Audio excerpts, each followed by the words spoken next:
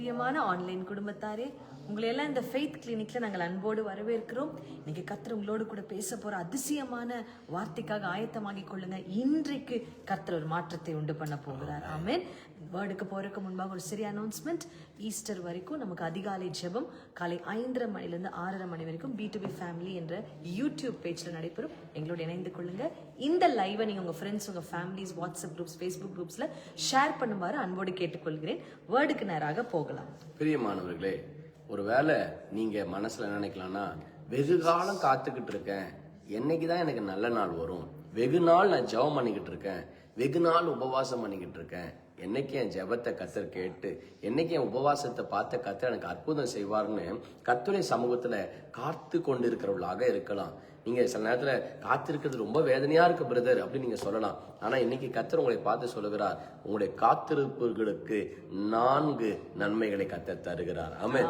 என்னென்னு பார்த்து நம்ம ஜெபிக்க போகிறோம். முதல் ஆசீர்வாதம், கர்த்தருடைய சமூகத்துல காத்திருக்கிறதுனால என்ன உண்டாகுது பாருங்களேன். ஏசாயா 8ஆம் அதிகாரம் 17-18 வசனங்களை வாசிப்போம். ஏசாயா 8ஆம் அதிகாரம் 17-18. நானோ யாக்கோபின் குடும்பத்துக்கு தமது முகத்தை மறைக்கிற கர்த்தருக்காக காத்திருந்து அவருக்கு எதிர்பார்த்திருப்பேன். கர்த்தர் முகத்தை மறைக்கிறார், ஏன்னா இவங்க தேவனை விட்டு விலகி போயிட்டாங்க. ஆனால் இங்க வேதம் சொல்லுது, ஏசாயா நான் காத்திருப்பேன்றார். எஸ், கர்த்தர் சில நேரத்துல உங்க வாழ்க்கையில முகத்தை மறைச்ச மாதிரி இருக்கலாம். ஆனா நீங்க தெளிவா ஒரு காரியத்தை பண்ணணும். அந்த தேவன் அமைதியா இருக்கிற காலத்துல இவ்வளவு ஜெபம் பண்றேனே, இவ்வளவு உபவாசிக்கிறேனே, ஏன் கர்த்தர் எனக்கு எந்த பதிலும் தர மாட்டேன்றாரு, எந்த நன்மையும் வர மாட்டேங்குது, ஒருவேளை அவர் முகத்தை மறைச்சிட்டாரா அப்படின்னு நீங்க வேதனையோடு இருந்தீங்கன்னா, இன்னைக்கு இந்த தீர்க்கதரிசியாகி ஏசாயா சொல்லுகிற ஒரு ரகசியத்தை புரிந்து கொள்ளுங்க. அந்த மறைப்பு நேரத்துல நீங்க என்ன பண்ணணுமா, காத்து இருக்கணுமா. சொல்லுங்க, I will wait. I will wait. I will wait. நான் காத்திருப்பேன். நீங்க காத்திருக்கும் போது என்ன நன்மை உண்டாகுதான் பாருங்க, வாசிங்களேன். இதோ நானும் கர்த்தர் எனக்கு கொடுத்த பிள்ளைகளும் சியோன் பர்வதத்தில் வாசமாய் இருக்கிற சேனைகளின் கர்த்தராலே இஸ்ரவேலில் அடையாளங்களாகவும் அற்புதங்களாகவும் இருக்கிறோம். ஆமென்.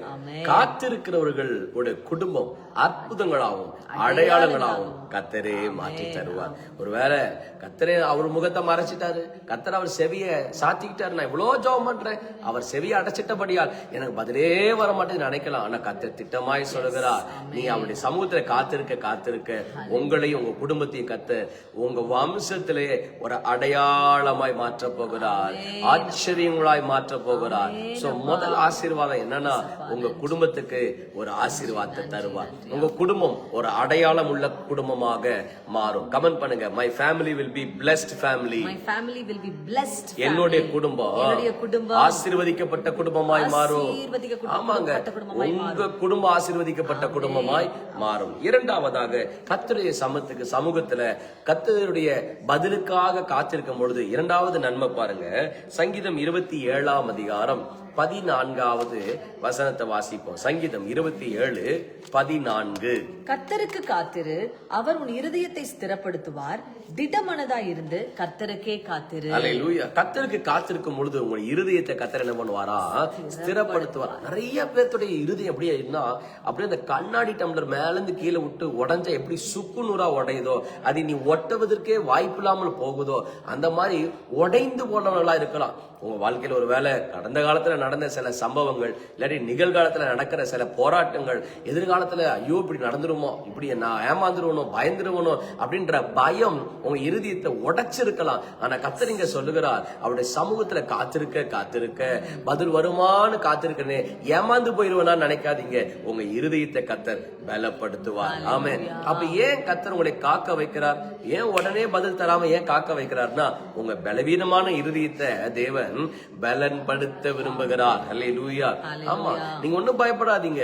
தேவனிடத்தில் இரவும் பகலுமா ஜெபம் பண்ணி கொண்டிருந்தார் தானியேல். என்ன பண்ணிட்டாங்க, தூக்கி சிங்கக்கெபியில போட்டாங்க. சிங்கக்கெபியில தானியேல போட்டோன்னே தானியேல் என்ன பயந்து நடுங்கினாரா? இல்ல, சிங்கங்களுக்கு முன்பாக தைரியமாய் நிற்கிற ஒரு திடனுள்ள இருதயத்தை தந்தார். இன்னைக்கு கூட கர்த்தர் உங்களுக்கு திடனுள்ள இருதயத்தை தருவாராக. ஒரு உள்ளத்துல இருக்கிற பயம் உள்ள இருதயத்தை கர்த்தர் எடுத்து போடுவாராக. கமெண்ட் பண்ணுங்க, fear heart is removed. Fear heart is removed. removed. பயமுள்ள இருதயத்தை கர்த்தர் எடுத்து போட்டு உங்களுக்கு ஒரு ஸ்ட்ராங் ஹார்ட்டை தருவார், ஒரு பலனுள்ள இருதயத்தை தருவார், எல்லா பயத்தையும் கர்த்தர் நீக்கி போடுவார். சோ நீங்க என்ன பண்ண கத்துக்கொள்ளுங்க, கர்த்தர் சமூகத்துல என்ன பண்ணுங்க, காத்திருங்க.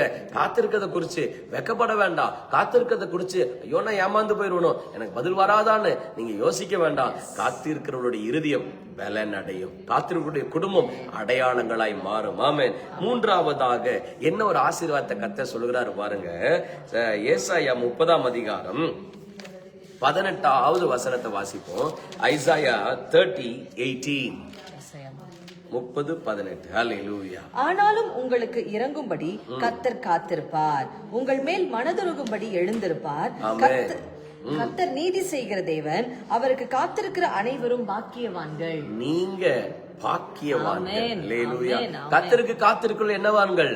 பாக்கியவான்கள். ஆமாங்க, நீங்க கர்த்தருக்கு காத்திருக்கிறவங்க ஏமாந்து போனவங்க கிடையாது. நிறைய நேரத்துல நம்ம இருதயத்துல அப்படிதான் சொல்லுவோம்ல, காத்துக்கிட்டே இருக்கேன், கர்த்தர் செய்வாரா மாட்டாரா, அவருக்கு ஒருவேளை என் மேல அவருக்கு கோபமா இருக்கும், ஒருவேளை அவருக்கு என்னை பிடிக்காம போயிருக்கும் அப்படின்னு கூட நீங்க நினைக்கலாம். ஆனா இங்க வேதம் சொல்லுது, கர்த்தருக்கு காத்திருக்கிறவர்கள் கொடுத்து வைக்கப்பட்டவர்கள்.